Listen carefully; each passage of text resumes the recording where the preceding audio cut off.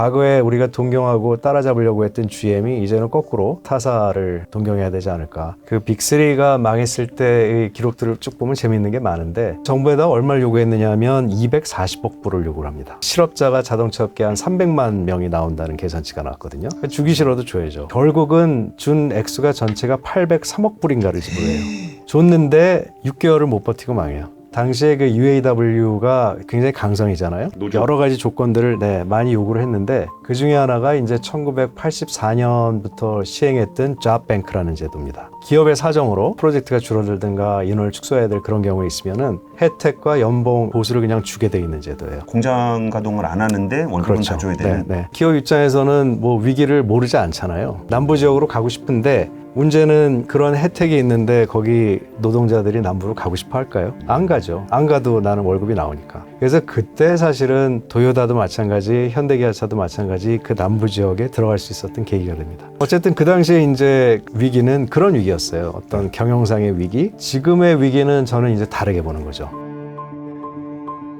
네, 학권 시작하겠습니다. 한병기 부사장님을 보내지 않았습니다.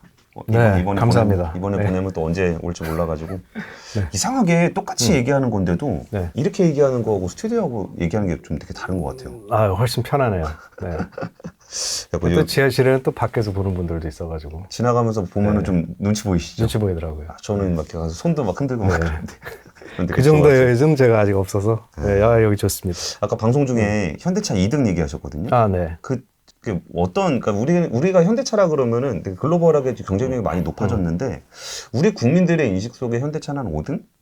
그 정도 숫자가 좀 적합하게 느껴져요. 근데 2등이라 그러니까 좀 감이 잘 안 오는데 현대차 2등 하는 거는 왜 그렇게 되세요? 한 20년 전이었던가요? 2000년대 초반인가에 그 자동차 업계에서 앞으로는 이제 5개밖에 안 남는다 이런 얘기가 있었을 때가 있었어요. 그때는 뭐 현대기아차가 한 10위 근처 했을 때였을 텐데 근데 그때는 이제 탑5 들어가는 게 지상의 목표였죠. 근데 지금 이제 20년 이상이 흐른 다음에 지금 보니까 이미 판매량이 3위를 찍었고 또 더 가속에 붙을 수 있는 거는 지금 중국 시장 거의 망가졌잖아요. 러시아도 지금 안 팔리죠. 그러니까 어떻게 보면 4포까지는 몰라도 뭐 포 맞뛰고 지금 3등 하는 거거든요. 그러네. 그리고 지금 미국에서는 제가 사는 자동차의 본고장인 디트로이트에서도 현대기아차가 잘 팔립니다. 뭐 유럽에서도 잘 팔리고 거기다가 이제 수소차라든가 전기차가 사실 물량은 현대기아차를 보면은 22년, 3년, 4년을 보면 한 5점 몇 프로, 6점 몇 프로밖에 안 돼요. 순수 전기차는. 하지만 그 브랜드 이미지가 굉장히 많이 상승을 했고 또 제너시스 브랜드도 굉장히 인기가 좋고 그래서 상당히 기대했던 것보다 많이 선전을 하고 있어요. 그리고 또 한 가지 이제 현대기아차의 제가 보는 강점은 현대기아차의 그 연구소죠. 남양연구소에 과거에 한 20여 년 전에 20대 뭐 중후반, 30대 초반에 있던 정말 아무것도 없던 데서 시작해서 그 당시에 이제 제 위에 그 1세대 리더를 통해서 여러 가지 환경차를 개발했던 그 인력들이 이제는 임원까지 올라갔거든요. 그러니까 남양은 그 연구소는 임원진들이 그 기술의 굉장히 디테일한 부분까지를 다 알고 챙길 수준이에요. 그러니까 완전히 맨 땅에서 친환경차 만든다고 이렇게 나사 쪼이던 그 젊은 분들이 지금은 임원이 돼 있다. 임원이 돼 있어요. 그러니까 그 미국의 빅3가 부족하다는 게 이제 그런 겁니다. 그러니까 과거에 GM의 경우에 환경차 개발할 때 인력들은 굉장히 많이 나갔고 또 한때는 전기차 한다 그래서 엔진 하는 사람을 다 내보냈는데 이제는 하이브리드 해야 되는 거 아니야? 뭐 이러니까 엔진이 다시 필요하잖아요. 그래서 우왕좌왕했던 그 시기가 있었는데 현대기아차는 그런 게 없이 사실 한때는 하이브리드를 포기한다는 얘기가 있었죠. 그래서 연구개발을 안 하고 그냥 생산만 한다 그랬는데 뭐 저는 그때도 그 사실 반대를 하고 하이브리드는 필요하다고 얘기를 했던 그 소수 중에 한 명이었지만 뭐 다행히 그걸 포기하느니 마느니 그렇게 한참 얘기가 될 때는 캐즘이 와가지고 포기 안 하길 잘했다 지금 이런 상태잖아요. 그러니까 어쩌면 운도작용을 했겠지만 기본적으로 탄탄한 게 제일 큰 강점이라고 봐요. 그러니까 이제 고용의 경직성이 강점이 됐다. 그럼 고용이 유연했던 GM은 다 잘라버려가지고 그게 대가 끊겨버렸고. 그렇죠. 대가 끊겼어요. 근데 그 경직적인 고용이 있는 현대차에서는 왜 나오셨어요? 그 얘기를 하면 긴데요. 뭐 저는 사실 만족하는 직장 생활이었는데 이제 제가 리더십이나 이 조직 관리에 관심이 사실 많잖아요. 그래서 그쪽에 이제 책도 쓴 게 있는데 나이 60 내려놓고 또 다시 도전한다. 저는 이제 한 2년 전 그때 작년이네. 2년 전이네. 근데 제가 생각했던 그 리더십은 열심히 해서 성과 내고 후배들 키우면 물러나는 게 저는 리더십이라고 봤던 거예요. 그러니까 윗사람이 계속 이렇게 버티고 있으면 밑에서 클 수가 없잖아요. 그러니까 어느 정도 성취할 때까지 하고 제일 중요한 거는 사람을 남기는 것 같다. 그러니까 제가 이제 퇴직을 할 때는 저희 후배들이 이미 50대 초반까지도 올라와서 이제 상무직급. 그러니까 뭐 충분히 저를 능가해서 회사를 이끌어갈 수 있다고 저는 봤고, 또 하나는 이제 사실 국내 기업에서 외국 기업으로 가는 예가 뭐 자동차 업계에서는 없었거든요. 없죠. 저는. 네. 그러니까 비록 늦었지만 그런 도전도 한번 해보고 싶었고, 그래서 뭐 크게는 두 가지 이유인 것 같습니다. 하나는 물려줘야 될 시점이라고 봤고, 또 하나는 또 다른 무대로 한번 도전해보고 싶은 그런 욕심도 있었고, 네. 잘 결정한 것 같아요. 가보시니까 어때요? 그러니까 현대차는 이게 딱 브랜드가 브랜드라는 이름도 좀 이상하지. 현대는 그냥 현대니까. 네, 뭐 그래도 브랜드 세 개가 있죠. 아이오닉하고 제네시스하고. 그런 거? 저는 현대기아 제너시스. 현대기아 제네시스. 근데 스텔란티스 같은 경우는 뭐 피아트, 크라이슬러, 많아요. 지프, 뭐 엄청 많잖아요. 램도 있고 뭐 엄청 많은데 그런 회사하고는 좀 어땠어요? 가보시니까? 조직 문화가 굉장히 많이 틀려요. 일단은. 근데 제가 좀 놀랐던 거는 조직의 우리 이제 서구 회사는 시스템이 잘 갖춰 있고 우리는 이제 사람이 한다라고 얘기를 많이 하는데 의외로 국내 기업들이 조직력이 탄탄해요. 그러니까 한편으로는 아직도 이렇게 일사불란하게 움직이는 그런 면도 있고 뭔가 이렇게 일이 돌아가잖아요. 근데 또 제 경우에는 마침 갔을 때가 이 코로나가 한참 기승을 하던 때라 제가 제 일을 도와주는 그 비서분을 1년 동안 한 5번 봤나? 한 2번은 밥 먹을 때 본 것 같아요.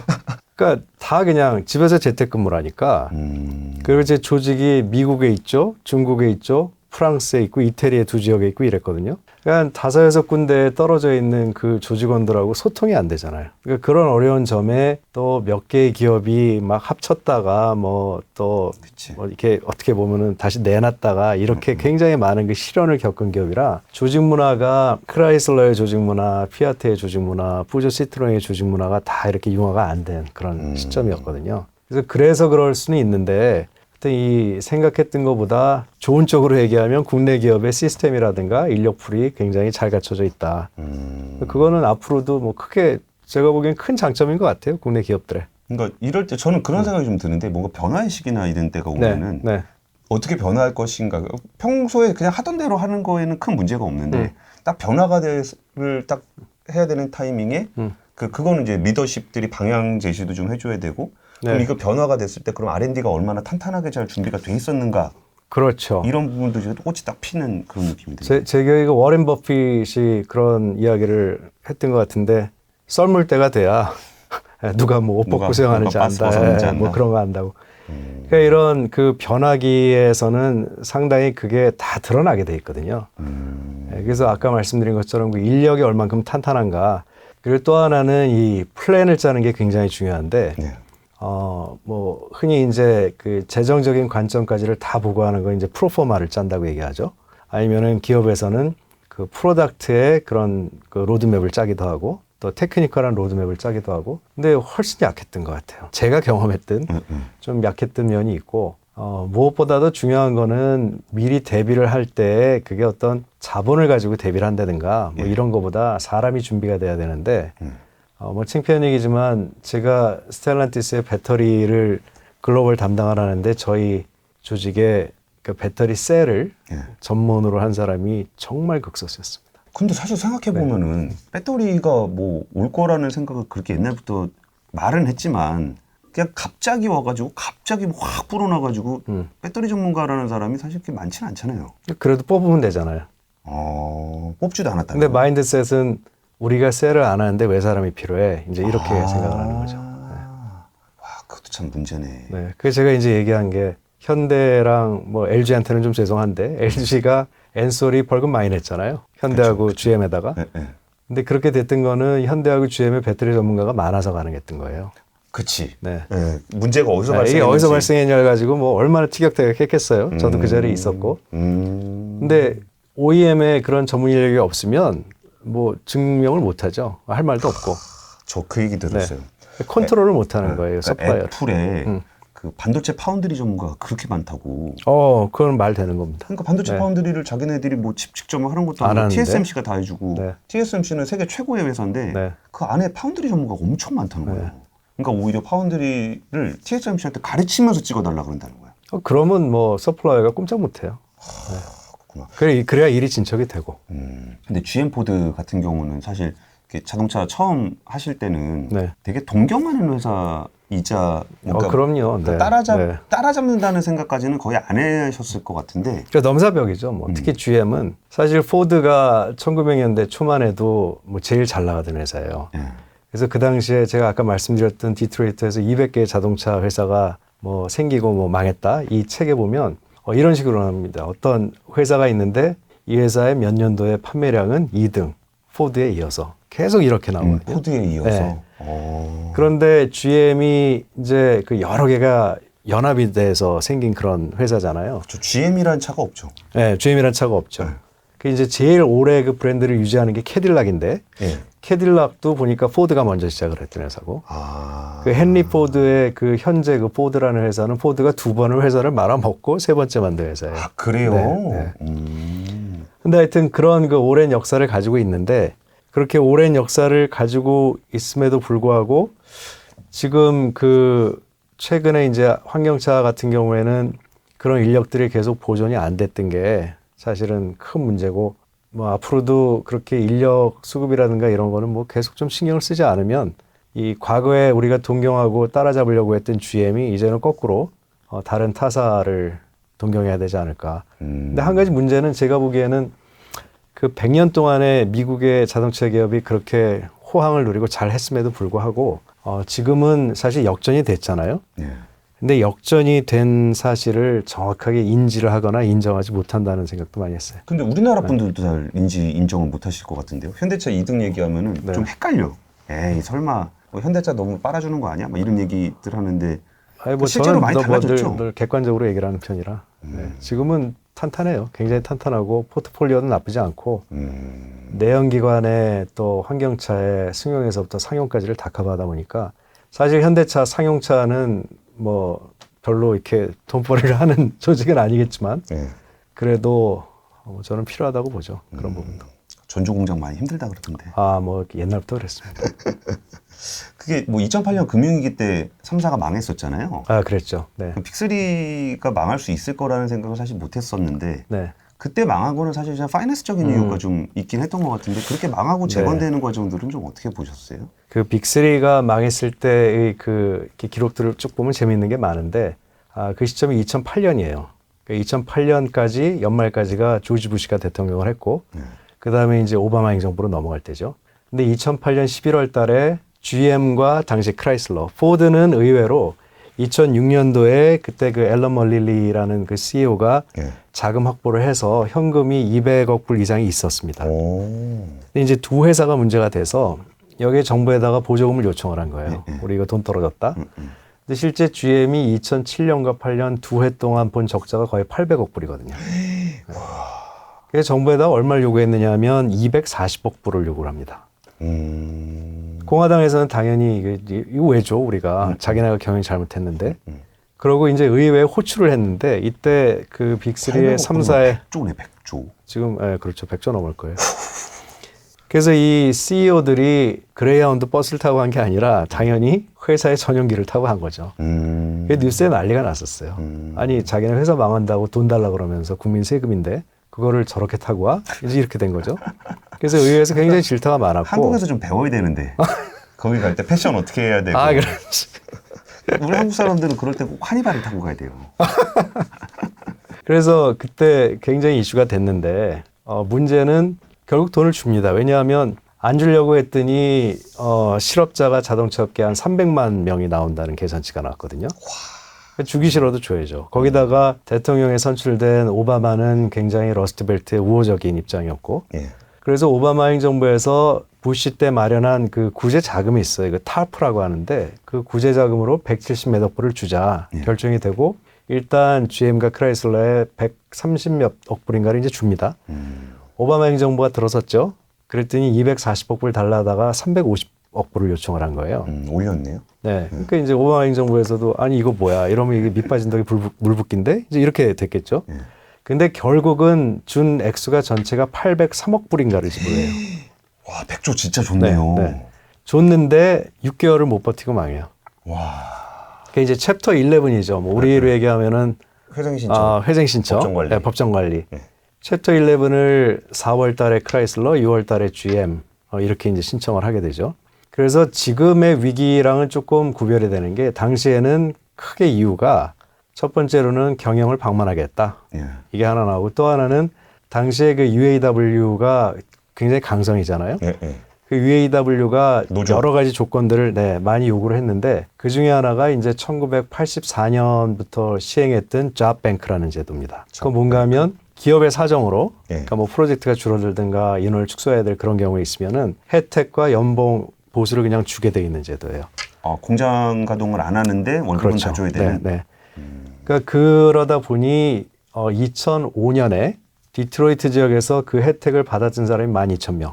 그리고 2001년에서 한 4년 동안 GM이 지불했던 게 21억 불. 그리고 나머지 두 회사까지 하면 30억 불을 지불합니다. 그 진짜 아무것도 그러니까 회사가 어려워서 아무것도 못하는 상황에서 줘야 되는 노조에다가는 20억 불이면 거의 3조 원을 그냥 준 거네요. 그런 거죠. 4년 동안. 4년 동안? 네. 그러니까 4년에 토탈이. 토탈이. 그러니까 기업 입장에서는 뭐 위기를 모르지 않잖아요. 그러니까 이거 우리 싼 지역에 가야 되겠다. 그래서 남부를 봐요, 사실은. 남부 지역으로 가고 싶은데 문제는 그런 혜택이 있는데 거기 노동자들이 남부로 가고 싶어 할까요? 내 집이 여긴데? 안 가죠. 안 가도 나는 월급이 나오니까. 그래서 그때 사실은 도요타도 마찬가지, 현대기아차도 마찬가지 그 남부 지역에 들어갈 수 있었던 계기가 됩니다. 그 미국 차들이 90년대 말에서부터 현대차는 알라바마 공장이 준공이 2005년이에요. 2005년 5월인가에 준공을 하는데 그러니까 이 2000년대 초반에 특히 국내 기업들이 가서 정착을 할 수 있었던 그 직접적인 이유 중에 하나는 그 미국의 3사들이 내려갈 수 없는 여건이었기 때문에 그렇죠. 어쨌든 그 당시에 이제 그 위기는 그런 위기였어요. 어떤 경영상의 위기, 재정적인 문제의 그런 위기 이런 거였는데 지금의 위기는 저는 이제 다르게 보는 거죠. 그런 아무래도 노조도 그렇고 뭐 지금도 자동차 노조가 강성이라고 하지만 그런 이제 여러 가지 기존 노조, 강성 노조네. 위기를 겪었지만 지금은 뭐 경영진도 옛날같이 그렇게는 안 할 거고 어떤 이제 타협이 그때보다는 낫다고 보이는데 문제는 그 패러다임 체인지에 충분히 사전에 대비를 못한 거. 앞서 말씀드린 것처럼 전동화가 이렇게 빨리 진행될 것도 예측을 못하지 않았나. 그리고 또 사람을 충분히 준비시키지 않은 게 문제가 아닌가. 근데 전기차가 뭐 전체 판매량에서 미치는 영향이 뭐 지금 한 5%밖에 안 되는데 그 전기차 기술 없다고 해서 GM 포드가 이렇게 망가진 거예요? 그러니까 준비가 안 돼 있는데 회사의 목표 자체는 전기차에 올인을 했잖아요. 그러니까 그 과도기가 어떻게 진행이 되냐면 자, 우리가 전기차 아직 준비는 안 됐는데 급하게 이제 전기차로 방향선회를 다 했죠. 그러면서 과거에 엔진 한 사람들이 이제 내보냈죠. 근데 사실은 엔진을 한 사람이 엔진을 만들어도 예컨대 엔진의 케이싱을 한 사람은 배터리 케이스에 힘을 보탤 수가 있어요. 그렇게 활용을 할 수 있는 게 있는데 너무 좀 급작스럽게 전동화 쪽으로 가면서 준비는 안 됐고 목표는 굉장히 과감하게 책정을 해놨고 우왕좌왕할 수밖에 없죠. 그러면 어찌 보면은 아무것도 안 했다라는 느낌도 좀 있어요. 다 같이 돌자 동네 한 바퀴인데. 뭐 그렇게까지는 제가 모르겠는데. 아니 그러니까 이게 가야 되는 방향에서 전동화가 준비가 안 된 상황에서 전기차로 올인을 하면서 생겨났던 미스가 있을 거고. 그건 분명히 있습니다. 그리고 이걸로 해서 여기서 미스가 나가지고 이제 좀 전기차 조금 뭐 매년 해 돈 쏟아부었고 했더니 이제 전기차에 대해서 조금 감이 오는 것 같아라고 생각했는데 캐치 마가지고 전기차는 안 되고 다시 내연을 해야 되는데. 내연은 이것도 좀 이미 지금 다 잘라버렸고. 그럼 지금은 그냥 한 발짝 갔다가 다시 돌아와서 돌아온 것도 아니지. 돌아온 사람도 없는 거잖아요. 그래서 제가 급했다고 보는 이유가 있는데 도요타랑 현대차 예를 제가 들어드릴게요. 97년에 도요타 프리우스 하이브리드가 처음 나왔잖아요. 그렇죠. 근데 그 차를 가지고 도요타가 실제로 단기에 BEP를 맞추는 게 한 12년인가 걸려요. 그렇죠. 그러니까 10년 이상을 계속 적자를 봤거든요. 그리고 그 이후에 한 4년 동안에 그 10년 이상의 적자를 다 메꾸는 이제 그런 그 커브가 생기잖아요. 현대자동차가 2009년 10년에 이제 차를 전기차를 만든 다음에 그 적자에서 흑자로 돌아서는데 10몇 년 걸렸어요. 와, 근데 저도 그거 봤는데 지앱에 밤루츠 있잖아요. 밤루츠.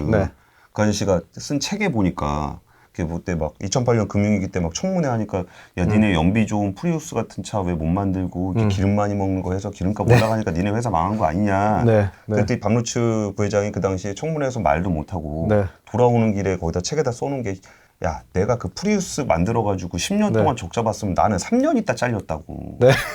어? 도요타나 현대차나 이게 다 그 약간 그 재벌 구조처럼 돼 있으니까 그렇죠. 저게 되는 거지. 그냥 경영자인데. 네, 내가 그거 했으면 진작에 니네가 잘랐을 거 아니야? 뭐 이런 얘기 하던데 뭐 현대차도 계속 적자 났었을 거 아니에요? 현대차도 적자 났죠.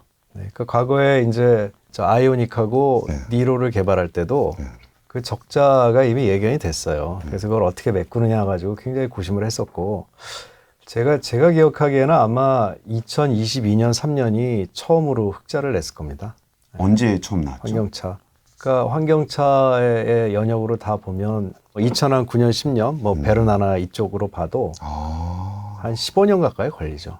그래서 제가 이제 보는 문제점은 뭔가 하면 미국의 3사들이나 이 후발주자, 환경차 입장에서 후발주자잖아요. 그 기업들이 쉽게 본 거예요. 아니, 남들 다 하는데 우리가 누군데 빅3인데 그러니까 이 환경차에 대해서 배터리라든가 이런 것들이 쉽게 받고 또 하나는 서플라이들이 다 해올 것이다. 그게 굉장히 강했어요. 특히 크라이슬러나 이 피아트도 마찬가지인데 이 기업들의 조직 문화는 내재화가 아니라 부품을 저 서플라이 체인을 잘 이용해서 이렇게 조립을 잘하고 이런 그 전통이 있잖아요. 그러니까 내연기관에서는 그게 통했죠. 근데 신규 사업, 신규 시스템인데 이건 그렇게 안 되잖아요. 근데 거기에 대한 대비가 저는 부족했다고 보는 거예요. 그러니까 어쩌면은 이게 안정적인 생태계에서는 워낙 잘들 하고 있으니까 다 잘하니까 알아서 뭐 누굴 하고. 시켜도 뭐 2등, 3등 시켜도 괜찮은데 지금 전동화 쪽은 1등도 헤매고 있는데. 그러니까 오히려 OEM이 뭐 공동 개발을 한다거나 그렇죠. 아니면 명확한 방향성을 줘가지고 이거 이렇게 해오면은 우리가 채택해줄게라는 개런티를 해준다거나. 그렇죠. 그런 면에서 저는 준비가 좀 안 돼 있었다라고 보는 겁니다. 근데 말씀이 저는 이제 기술적인 준비가 뭔 말인지는 잘 못 알아들으니까 감을 잘 못 잡겠는데 어쨌든 15년 걸렸다는 거 아니에요. 근데 그거를 그럼 우리도 전동 하나 해볼까? 라고 해가지고 한다라는 건 사실은 어쩌면 불가능한 일이었네요. 제가 보기엔. 그러니까 이런 거죠. 뭐 두 개 중에 하나인데 과감하게 손해볼 걸 예측하고 그때까지 견디든가. 아니면은 전략 자체가 기존에 이미 그쪽 분야의 강자하고는 다르게 짜야죠. 다르게 짠다는 얘기는 뭐 선택과 집중을 하든가 아니면 이렇게 특정한 기술에 올인을 해가지고 한다든가. 근데 너무 많이 이제 뭐 모든 업체가 다 그랬잖아요. 100% 전기차 언젠가 하겠다. 그게 말이 쉽지. 그러게. 저도 그 얘기도 들었어요. 그 제네시스 완전 전동화 뭐 선언한 적이 있었잖아요. 그때 그 당시에 러시아 딜러들이 우리 동네 추워요. 전기차 안 다녀요. 이런 일도 좀 있었다는 얘기를 좀 들었었는데 그러면은 지금 어쨌든 그 부사장님은 한 29년, 35년 정도까지는 하이브리드가 공존하는 시대가 될 거라 그러면 하이브리드 엔진 없는 회사들은 어떻게 해요? 이거 사다 써야죠. 그러니까 지난번에 GM하고 현대가 그 이후에 뭐 잘 진행된 것 같지는 않은데 어쨌든 기술 협력에 대한 그 뉴스가 나왔었잖아요. 포괄적으로 한다고 했었죠. 근데 짐작컨대 분명히 GM은 환경차 쪽이 아쉬웠을 거고 현대차는 트럭 쪽이 아쉬웠을 거예요. 상용. 현대가 잘 하지만 그 뭐 작은 트럭은 지금 나오지만 사실 미국의 트럭 시장이 일본 기업들도 수십 년을 도전했지만 그게 여의치 않거든요. 그러니까 앞에 이렇게 길게 나온 그 트럭. 뭐 우리 일반 그 픽업 트럭인데 좀 큰 거. 그러니까 제일 대표적인 게 이제 포드의 그 F150. 예. 픽업 트럭 큰 거. 그러니까 이 포드의 F150이 전기차 나오면서 뭐 이슈가 많긴 한데 그게 단일 차종으로도 한 90만 대 팔릴 거예요. 그렇죠. 굉장히 많이 팔리는 차. 그게 어려워요? 내연기관차인데? 뭐 이렇게 힘있게 만드는 게 어려운지. 트럭은 또 제가 전문 분야가 아닌데 픽업 트럭을 얘기하시는 거죠? 픽업 트럭이 이제 작은 그런 트럭 말고 우리 그 산타크루즈인가 현대에서 나온 거 그런 급 말고 그 이상 그 도요타는 뭐 타코마 이런 거 나오잖아요. 근데 그 승용차를 그렇게 잘 만들고 잘 파는 그런 일본 기업들도 뭐 닛산도 옛날에 그 닷슨이라고 할 때부터 트럭이 나왔었고 액션트 이런 트럭 말고 그런 거 말고 아주 큰 거 말고 근데 그런 트럭은 미국 기업들이 지금도 강해요. 그러니까 GMC 거기서 나오는 거 뭐 포드의 그런 F150, 그 램에서 나오는 트럭 이런 것들은 아직도 미국이 가지고 있는 어떤 독보적인 기술이 있는 거죠. 그 엔진의 파워라든가 그런 성능들이. 그러니까 그런 부분들은 미국 3사가 괜찮을 텐데 문제는 이제 다른 시장, 특히 이제 승용 시장 제일 많은 거기에는 뭐 그 SUV도 포함이 됩니다만 그런 부분에 대한 그 준비가 뭐 상대적으로 늦었어요. 와, 진짜 그 100년 된, 엔진 100년 된 네. 자동차인데도 아직도 그게 연구 개발을 해야 될 부분이 그렇게 많이 남아있다는 것도 참 신기하네요. 아니 뭐 흔히 하는 얘기로 NBH는 자동차 엔진의 영원한 숙제라고 하는데 소음 문제를 다 잡으면 조금 바꾸면 또 생기잖아요. 그 엔지니어링은 뭐 끝이 없죠. 그래서 경쟁을 하니까 서로. 아, 그쵸, 네, 그쵸. 네, 더 좋은 차를 만들어야지. 뭐 내가 이 정도에 만족한다 그러는데 뭐 저쪽에서 연비가 좋든가 이런 게 나오면 또 그걸 능가를 해야 되잖아요. 와, 이게 어느 정도 평준화 됐다고 생각했는데 그렇지도 않네요. 평준화 됐다가 이제 전동화가 되면서 또 바뀐 거죠. 네. 중국 업체들은 어떻게 보세요? 아, 중국은 일단 기술적으로는 잘하고 있어요. 그 중국의 차나 어떤 기술이요? 뭐 대표적으로 그 AI의 그 데이터베이스나 AI 기술이 발달하면서 디자인 잘하죠 요즘에는. 네. 그리고 AI를 접목시킨 그런 그 뭐 소프트웨어? 인포테인먼트도 그렇고 소프트 관련된 거 이런 거 다 잘하죠. 그러니까 아마 200개 기업 중에 몇 개가 살아남을지는 제가 모르겠습니다만 살아남는 기업들은 굉장히 강할 것 같다. 그러니까 이제 강점은 분명히 가지고 있는데 과연 미국이 지금 그 인플레이션 감축법으로 중국 기업들을 저지하고 있는데 예. 유럽도 지금 그런 분위기는 있죠. 근데 보면 유럽은 중국에 그렇게 적대적이지 않아요. 특히 이 프랑스는 더 그래요. 그렇죠. 되게 친해 잘 지내요. 예. 그러니까 그런 게 얼마나 이제 중국에 불리하게 혹은 유리하게 작용하는가에 따라서 변수는 있는데 미국 시장을 놓고 보면 중국이 아무리 잘해도 트럼프 행정부 기간 동안은 진출은 저는 어렵다고 봐요. 뭐 풀어주면은 좀 마지막에 풀어줄까? 근데 과거에 이제 플라자 합의를 통해서 일본이 잃어버린 30년이 왔는데 물론 뭐 중국은 거기에 비해서는 뭐 경제 규모라든가 인구, 지금의 기술 수준 이런 것들이 또 많이 앞서가는 있지만 뭐 경쟁을 한번 두고 봐야죠. 이게 패권 경쟁이기 때문에. 근데 그 구체적으로 브랜드로 들어가 보면은 네. 사실 현대차랑 같이 했던 베이징 기차도 네. 있고 네. 그리고 이제 전기차로 유명한 BYD도 네. 있고 얘는 솔직히 아까 자동차 회사들 만드는 거 되게 어려워하고 있는데 네. 그 샤오미, 화웨이 이런 애들은 자동차 회사도 아닌데 그게 참 신기하죠. 그러니까 15년이나 걸렸다는 거 샤오미 금방 만들더만. 그 중국은 그 하나 이제 특징이 좀 예상하기가 어려운 부분 중에 하나가 뭔가 하면 중국 경기가 지금 좋지 않아요. 그러니까 미국도 뭐 개인 부채, 국가 부채가 많아서 지금 힘들어하는데 중국도 사실 만만치 않습니다. 그런데 중국은 일반 그 자본주의 국가 같으면은 문을 닫아도 될 공장을 유지를 하거든요. 산업을 돌리기 위해서 유지를 하는데 네. 그러면 생산하고 재고가 쌓이잖아요. 이걸 어떻게 하냐면 수출로 밀어내는 거예요. 그냥 네. 싸게? 네, 싸게. 그래서 사실 자동차 기업도 그렇고 부품업체가 중국 제품을 보면 제로 위안더에도 이거보단 더 나올 텐데 어떻게 이게 바로 이런 것들이 있거든요. 그래서 아까 네. BYD 전 방송에서 60조 얘기가 그 이유가 뭐 그 중에 하나일 수 있죠. 그러니까 딱 원가를 아시니까 이거 딱 보면 재료비 얼마인지 아는데 그렇죠. 그거보다 싸게 나온다는 거죠. 뭐 얼추 우리 원가 분석하는 이런 사람들 보면 거의 다 맞추거든요.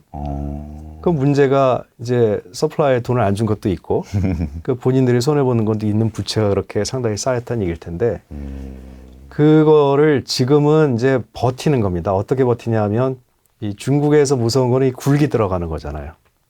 전기차 굴기, 반도체 그렇죠. 네. 네. 그러면 이게 언제까지 버티기냐? 뭐 그거는 G1, G2 간에 이제 치킨 게임인 것 같아요.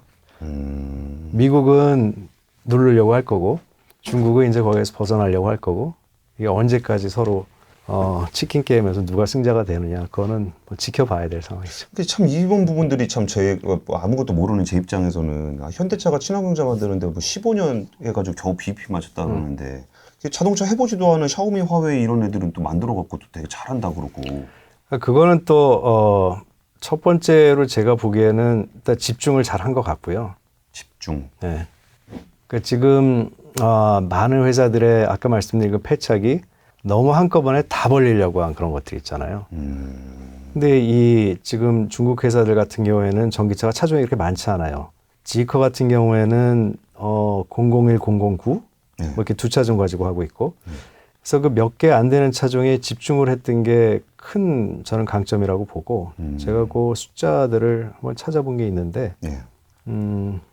그렇긴 하죠. 네. 차종이 많지는 않죠. 예를 들어서 스텔란티스는 뭐 전차종의 뭐 절반을 언제까지 하고 뭐 이런 식으로 좀 했었고, 뭐 현대차 같은 경우도 중간에 잘 중단을 하긴 했지만 제네시스 전차종 전동화 한다 그랬었고. 그랬었죠. 네. 근데 그것도 사실 좀 현실적으로는 어려운 얘기였죠. 그 제네시스를 탈 정도면 돈이 문제가 아니라 시간이 없는 사람들이 많은데 그 충전하느라고 뭐 1시간 기다리고 이러기에는 어렵지 않았을까. 네. 중국 기업들은 하여튼 그런 포지셔닝을 제가 보기엔 잘한 것 같고 또 하나는 이제 과거에 15년 전에 시작할 때와 지금은 출발점이 다릅니다. 기초 기술이? 네. 그때는 뭐 에베레스트로 치면 베이스 캠프가 2,000m 있었다 그러면 지금은 4,000m, 6,000m 있거든요. 그러니까 훨씬 더 따라잡을 수 있는 기간이 짧고, 그리고 또 하나 이제 무시할 수 없는 게 그 중국에는 전부 거기 합자 회사들이 50대 50으로 들어갔잖아요. 그러니까 전 세계에 중국에 안 들어가 있는 자동차 메이커가 없거든요. 근데 이 사람들이 기술은 다 가지고 있겠죠. 자기네 걸 만드는데 얼마나 시간이 걸리냐가 문제지만. 그치. 그러니까 이미 중국이 내연기관 하이브리드에 관심을 가진 지는 생각보다 오래됐어요. 우리는 중국이 전기차에 올인한다고 생각을 했지만 사실은 내연기관에 그 욕심을 가진 지가 꽤 오래됐습니다. 그렇기도 하네. 그때 사실 어떻게 그렇게 빨리 캐치업을 할 수 있었느냐에 대해서는 그 협작 구조에서 분명히 기술 유출들이 좀 있었을 거고. 분명히 있었을 거예요. 네. 그렇게 생각하면 그럴 수도 있겠다. 네. 좀 아쉽진 않으세요? 나는 삽질하면서 15년이나 걸렸는데. 네. 근데 뭐 기술 이전이 원래 그렇게 되는 거라. 네.